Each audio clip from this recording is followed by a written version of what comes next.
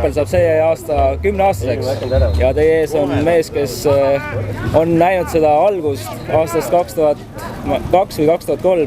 Tarmo Vink, mida sa mäletad 10 aastat tagusest rannajalgpallis, kui sa meenutad seda 10 aastat tagust ja vaatad hetkel toimuvat, mis on põhimõtteliselt peamised muutused? Kui on muutused?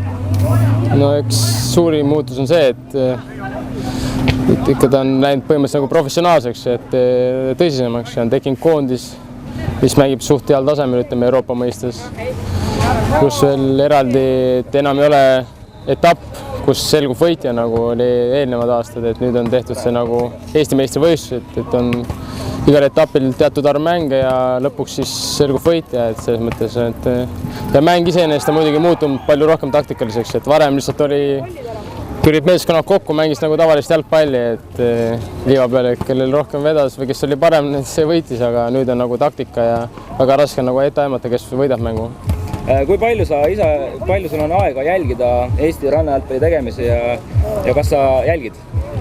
No jälgin ikka ja kursus on ikka, kuna nii paljud sõbrad mängivad ju seda mängu ja võib-olla koha peal ei saa nii palju käia, aga pärast kuuleb ikka läbi kommentaaride, kuidas oli ja kes võitis, et selles mõttes olen kursis ikka.